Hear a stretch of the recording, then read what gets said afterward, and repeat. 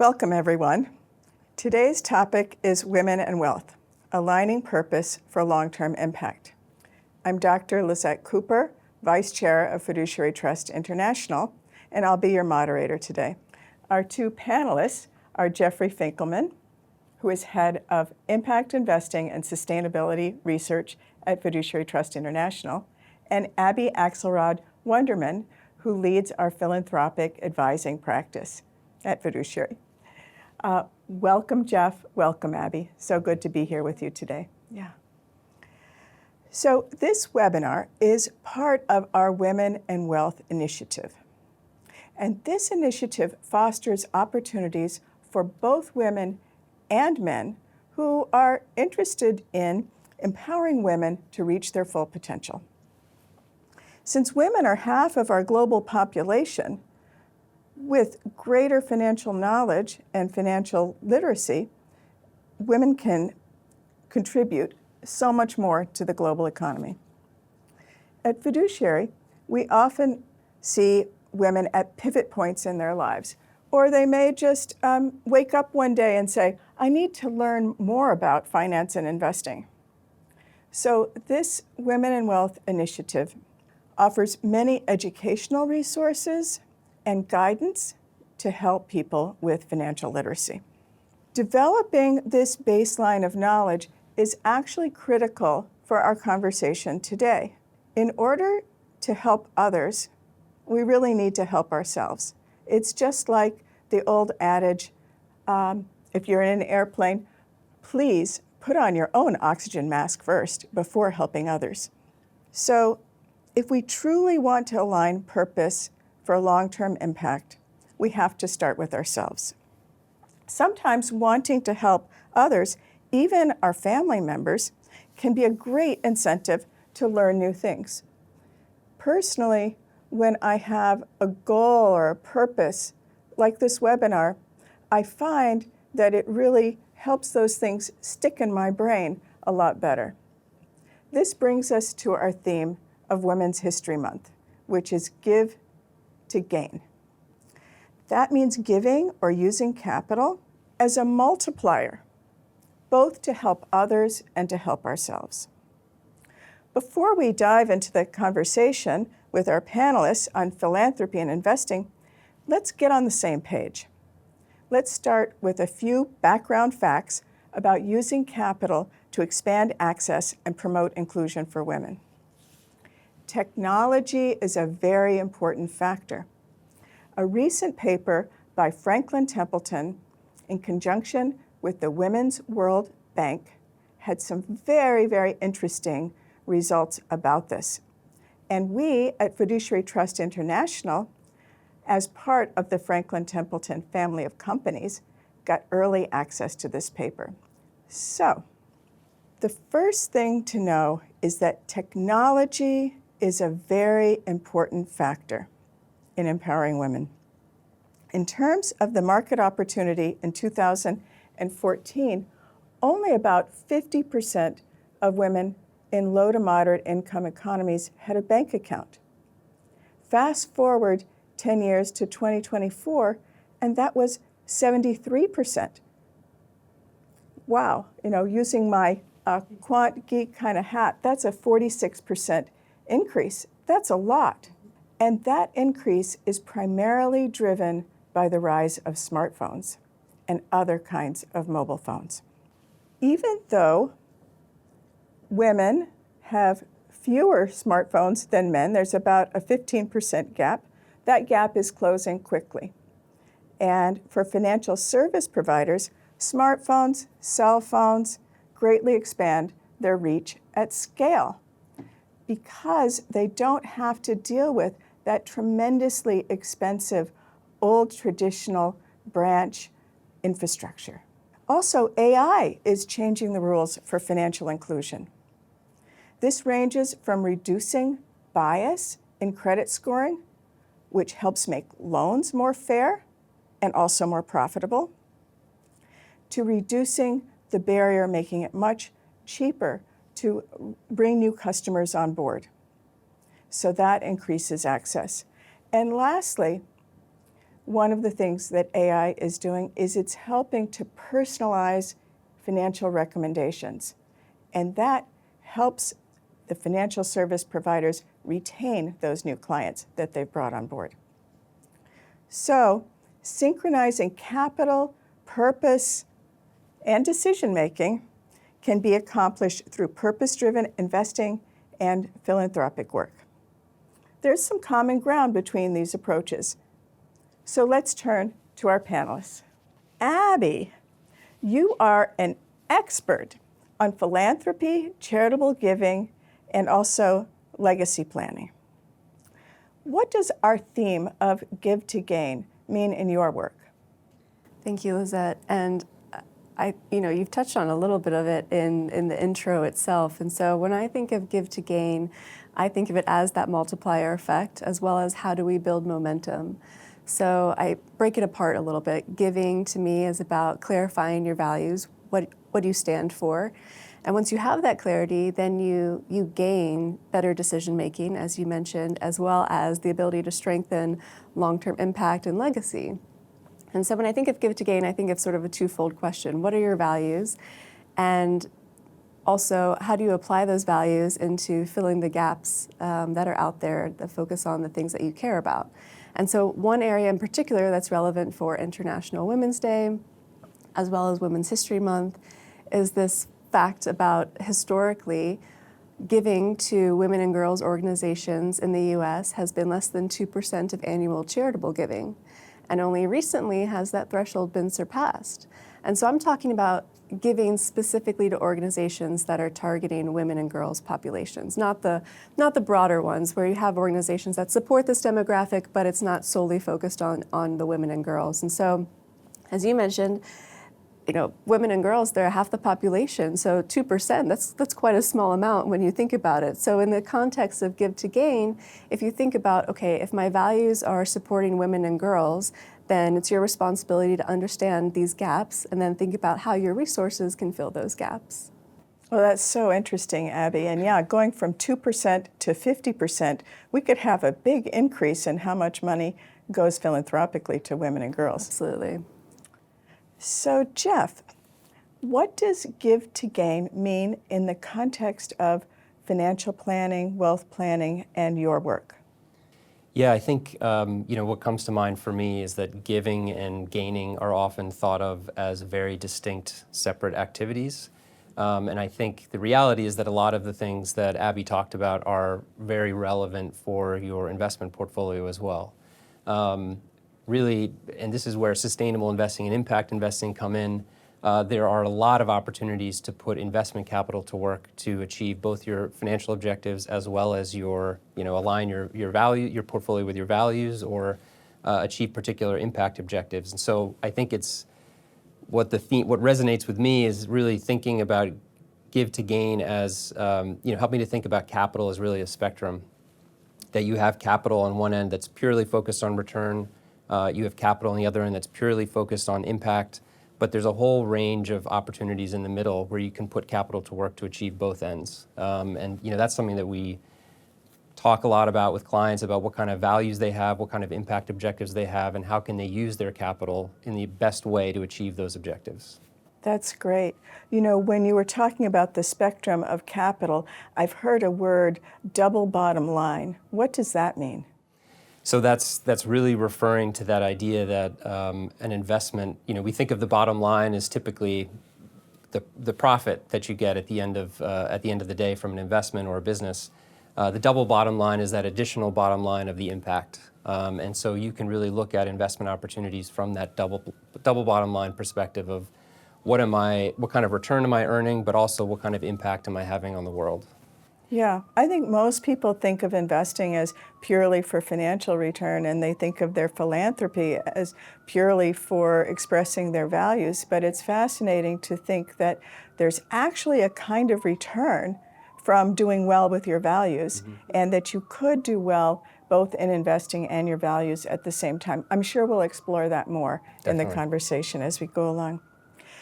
Jeff, I have another question for you. Where do financial access gaps for women still show up? And what do you think makes closing these gaps both impactful and commercially compelling? Yeah, so I mean, I think you brought up in your opening remarks financial inclusion. There's been a huge increase in the number of women that have access to financial accounts, that have opened financial accounts.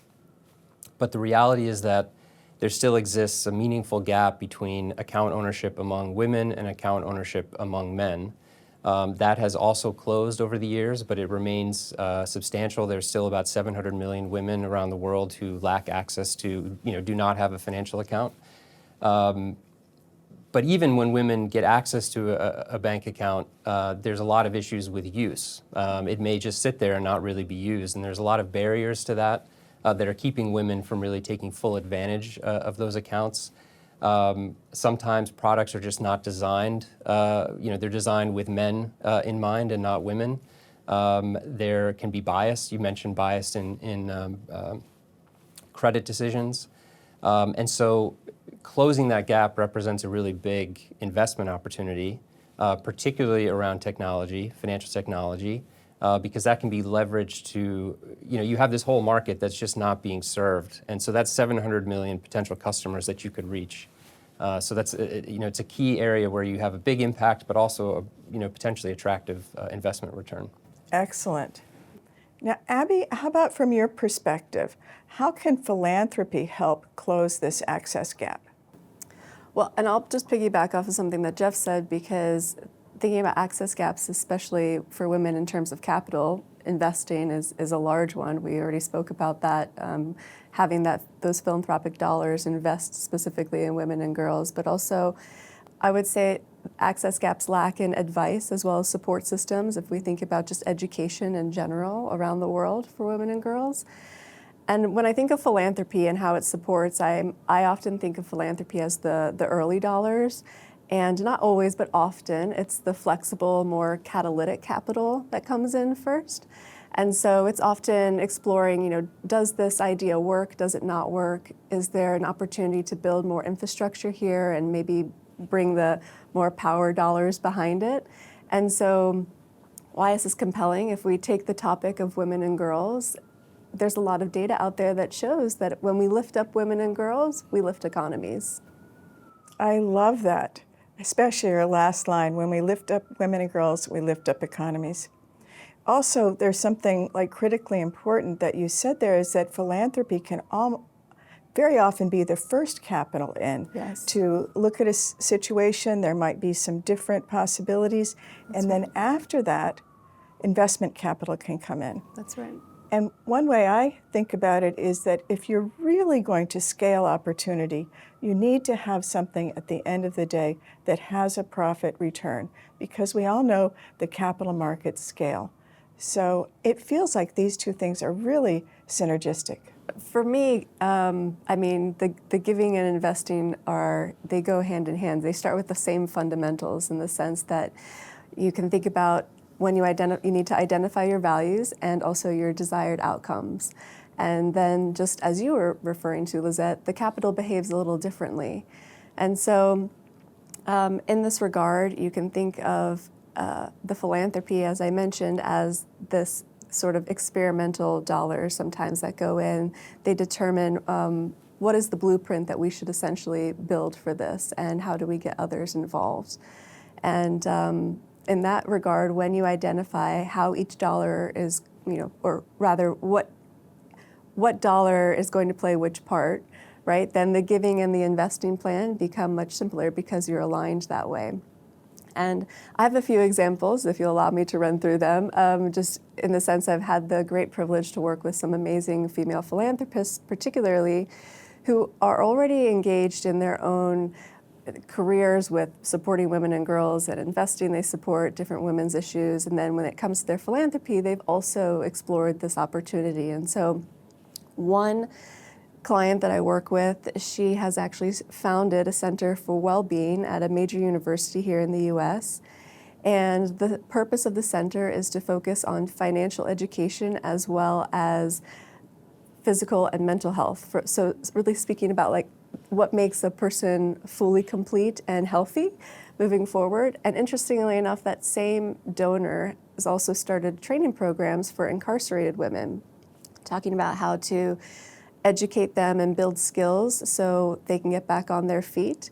And some of those organizations that those programs partner with actually are feeder programs into social enterprises, which is kind of this other layer into philanthropy, right? We talk about these beginning dollars in philanthropy, and social enterprise is that teetering moment of a way to bring in revenue, essentially, for a nonprofit. And then on just a completely other side, there's another client that I work with, and she identified decades ago that she was really interested in women and girls, specifically around health as well as reproduction. And so what she did was she's focused her giving annually to organizations specifically supporting these causes. And I just finished working with her on her bequests. So these are legacy gifts, planned gifts that will take effect upon her passing. And she's leaving now this legacy for herself, but also strengthening the impact that she has with these organizations. And so what I love about these two examples, if we're going back to this idea of understanding your values, is that once you identify your values, they can be applied in many different ways, right? And there's a lot of, I'm sure you find this too, Jeff, there's a lot of experiment that can happen with the capital that you have. And it's really about understanding what opportunities are out there, and then and obviously speaking to experts and advisors to help with that. Thank you so much, Abby. I really loved those examples, and perhaps it'll help our audience start to think about ways that they might get involved. Yeah. And Jeff, I know there's also the perspective of investing and how philanthropy and investing might work together. And there's even this concept of blended finance. Can you tell us a little bit about this situation from your perspective? Sure. Yeah, blended finance really gets at the core of the intersection of philanthropic capital and investment capital. And it's really referring to an investment structure where, like Abby said, you have maybe business models or perhaps even technologies, but it's more often, business models where there's a certain amount of risk. It's a new opportunity. There's a really high impact opportunity, but you're just not sure if it's going to work out. Is it going to generate the kind of return you really would hope that it would for commercial investors? So one way to get around that challenge is to create a blended finance structure where you have what normally would be equity, the risk-taking capital that gets the highest return. You replace that with concessionary capital, philanthropic capital, where they put capital in and they say, we're willing to take the first loss, but we either do not need a return, we just want 1 times our money back, and then the capital on top of that goes to commercial investors, and they get all the commercial return. And so what this allows you to do is to leverage philanthropic capital so that you're multiplying that 2 or 3 times by making it attractive enough for return-seeking capital to come in. If it's successful, it can help prove out the business model, and eventually in the second try, the third try, that philanthropic capital can come out and it becomes a commercially viable business or model. And so what Abby said about philanthropy really being catalytic, that's a good example of how that catalytic role really can have a huge impact. Wow, that's really compelling and very exciting. I don't think that's very widely known, that kind of blended capital structure. So thanks for sharing that with us. I'd like to go back to another topic, because it feels like at the beginning of all this is, what are your values anyway? So Abby, how do families decide they want to participate in philanthropic work? So I'll shift it even a little bit and say individuals and or families still have to start the same way. They have to figure out their values, what matters to them. I'm always asking individuals the same questions. What matters to you? What are your goals? And what does legacy mean to you beyond assets?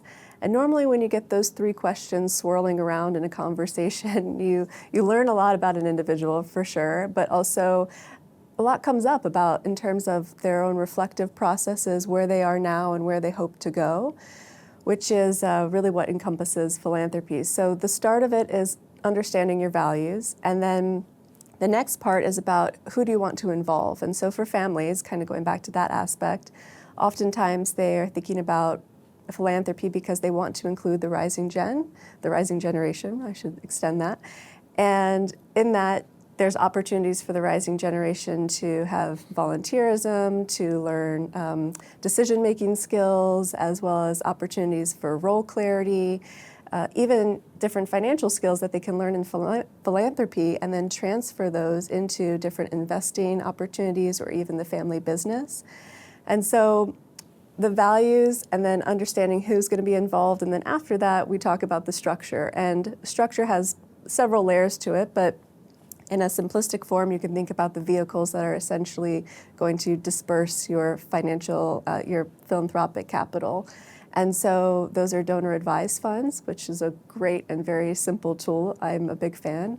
A private foundation or a charitable trust. And sometimes these work in tandem with one another. Sometimes it's better to do them separately, depending on what your goals are. And the sort of overall thing that I'll say wraps all of this up is that, to me, giving has to stay dynamic. It's good that you review your plan every year the way you would review your investment plan every year. Reconfirm your values and then decide, is this right for me or do I need to pivot? Excellent. Wow, there's a lot of different ways to go about this. We're really lucky to have you as an expert to help families understand what's right for them. It takes time to break it down, and I think that's the key, is that it's not meant to be uncovered in one conversation. So it should be an iterative process, and you're meant to kind of come back to it often. Thank you. Jeff, what about impact investing? What's important for families to think about when they're considering impact investing? So I really could just really repeat what Abby said. I think, and this I think goes back to what I said at the beginning, is I think if families have that conversation with someone like Abby, don't file those notes away and then turn and forget about it and talk about your investment portfolio. I think when you're embarking on a impact investing program, it's important to really have all those ideas present and think about what it is you're trying to achieve on the philanthropic side, and think about what role does private capital, return-focused private capital, what role does that have to play in achieving those objectives? It's not going to solve all the problems, but there are certain areas, you mentioned scaling, opportunities to really help innovative impact solutions scale. So it's important to work with your advisor to think about, what are my investment objectives? What are the return-generating impact opportunities I can integrate into my investment plan that are complementary or supportive of those investment objectives, and then go from there. But I think it's just really important to blend those things together and have those conversations be happen at the same time. That's terrific. It sounds like it could be a multi-step process as well. Mm-hmm. So we're getting near the end of our time together. I think we have time for one last question to each of you, and we're going to make it a 30-second answer or less, a lightning round. And that is, what is one practical takeaway for families thinking about Give to Gain? Okay. Abby, would you like to go first? Sure. I was not sure who was going to take the challenge first. So I would say legacy is shaped by participation, not just assets. And what I mean by participation, I'll go back to where I've been going this whole conversation, is about values. And so when you understand your values, then the giving and investment decision-making become easier because essentially your criteria are aligned. Awesome. It sounds like start with understanding your values. Mm-hmm. Terrific. And Jeff, do you have a practical takeaway for families when thinking about Give to Gain? Yes, I guess I would say we talked a lot about all the considerations you have to think about, the planning that goes into it, but also it's helpful just to start putting capital to work. It doesn't have to be in large amounts, but you learn so much by doing, and you can figure out what investments, what philanthropic opportunities really fit with you and your family, what aligns with your values, what doesn't. So getting started is really important. I love that. Just get started. There may be complexity, but you can figure out some of that as you go along. Mm-hmm. Wonderful. Well, thank you so much, Abby, and thank you so much, Jeff. This has been a marvelous opportunity to talk about philanthropy and impact investing together. Thank you. And thank you so much to our terrific audience. We've received some questions, and if you have a question you would like us to answer, please feel free to enter it in the question box on your screen. I think we only have time for one question, but there's one that really stood out, and it's for Abby. And it's from a multi-generational family with a wide range of interests, and they wanted to know, how do we get started on determining our shared values? It's a great question, and it comes up often. And I'll say that when I work with, when you've seen one family, when you've seen one family office, when you've seen one foundation, you've seen one, you've worked with one. So what I mean by that is each one is unique, and you have to approach it from that standpoint. And so I can give an example. I'm working with one family right now, they're actually brothers, and then they each have their own separate families. And I'm starting with one brother and his family, and we're talking about, okay, how do we want to first bring everyone to the table? And we made the decision that I'm meeting one-on-one with each individual in the family to help them uncover their values, determine what their essentially personal mission statement is. And then the idea is that we're coming back to the table to have this discussion as a family unit so everyone can hear from each other what's important to them, what's the role that they want to play, but essentially they're coming up with these ideas on their own so that way they have more confidence coming into the family meeting. And I'll just mention, Lizette, that we have an amazing tool that we use here at Fiduciary Trust. It's in partnership with Stanford University, and it's our philanthropy toolkit. And it's not to fit, we're not fitting everyone into the same box, but we share in the same philosophy with Stanford in the sense that everyone should have the same basic fundamentals in philanthropy, understanding the entire framework, and then you can get creative with it, similar to investing, really. And so the first module in this toolkit reviews your focus areas and your values. And so it's an amazing resource. I think we have the brochure of it also attached to this webinar. Great. Well, again, if you have any questions, please put them into the question box. And of course, you can reach out to Abby or Jeff after this webinar, or your advisor at Fiduciary Trust International. I really thank all of you for giving your time today, and I hope you gained some knowledge or insight. And in closing, there's going to be a questionnaire for you, very short questionnaire after this webinar is over, and we'd really appreciate it if you would take the time to answer those few questions.